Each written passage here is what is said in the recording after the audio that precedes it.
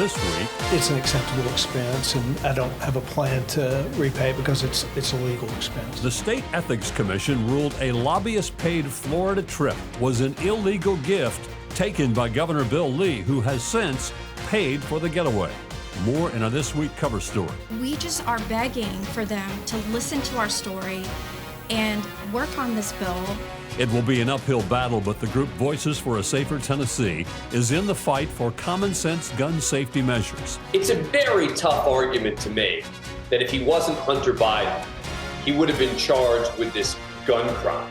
President Biden said he would not pardon his son, but changed his mind.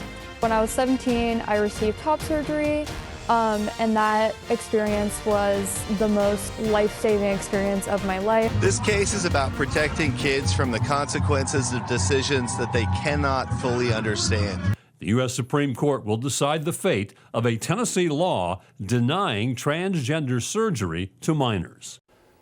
Hello again and welcome to another edition of This Week. The trip was ruled an illegal gift. Governor Lee asked for an investigation and ended up paying for the lobbyist-sponsored Florida trip. The U.S. Supreme Court hears testimony in a challenge to the state law outlawing transgender surgery to minors. But we begin with President Joe Biden using one of his last acts in office to pardon his son, Hunter Biden. He was convicted in June on federal gun charges and pled guilty to tax-related charges just a few months later. Tonight, the First Lady responding on the president's decision to pardon his son, Hunter Biden. The president not answering after he pardoned his son just weeks before he was to be sentenced for pleading guilty to 9 tax-related charges and another federal conviction for lying on a gun form. It's a very tough argument to make that if he wasn't Hunter Biden, he would have been charged with this gun crime. One gun, not used in a crime, person has no criminal record. The stunning reversal coming as the president issued a full and unconditional pardon for Hunter on Sunday night after saying for months he would not. And have you ruled out a pardon for your son? Yes. He wrote in a statement, "It is clear that Hunter was treated differently. No reasonable person who looks at the facts of Hunter's cases can reach any other conclusion than Hunter was singled out only because he is my son. And that is wrong," adding, "There's no reason to believe it will stop here. Enough is enough." The sweeping pardon coming after President-elect Trump won the election and will cover the charges Hunter faced and also any uncharged crimes between 2014 and 2024. One of the reasons the president did the pardon is because they didn't seem like his political opponents would let go of it.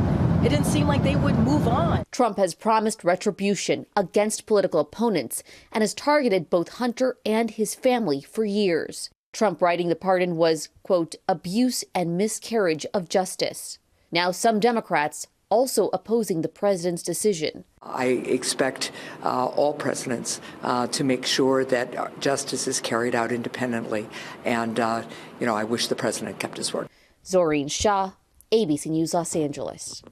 An AI weapons detection company is under fire, accused of making false claims about their technology's effectiveness.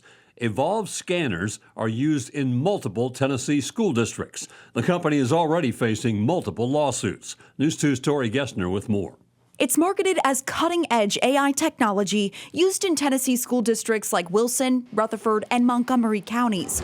Artificial intelligence weapons detection systems by Evolve scan for items like guns and knives to keep people safer. People can walk right in without breaking stride and taking things out, and oftentimes they don't even know they're being screened. But Evolve's claims about its ability to spot all weapons and ignore everyday items may not be as airtight as advertised. In a complaint filed last week, the FTC accused Evolve of making misleading statements that its technology is more accurate, efficient, and cheaper than traditional metal detectors because it uses artificial intelligence. The FTC says Evolve scanners failed to detect weapons in schools multiple times and flagged harmless personal items like laptops, binders, and water bottles instead. instead. The false alert issue is something the Montgomery County Sheriff previously pointed out after the school district rolled out its initial pilot program with Evolve last school year. There's been, alerts on the laptops and things like that, which is what we thought it would hit on. But the sheriff still asked the county commission to expand the program, saying Evolve was a great deterrent because no weapons had been detected in the first several months. Commissioners reported positive results from students, too. These girls told me they feel safe. They feel safer. The teachers feel safer. Even though Evolve isn't admitting any wrongdoing, the company is letting certain K-12 customers cancel their contracts. It's unclear whether districts in Tennessee have been given that opportunity and if they plan to cut ties with the company. Reporting in Nashville, I'm Tori Gessner. Now to our This Week cover story. The Tennessee Ethics Commission says Governor Bill Lee, all expenses paid trip to an island in Florida this summer was actually an illegal gift under the state's ethics law. Now, the governor ended up paying for the trip. Here's State Capitol reporter Tori Gessner.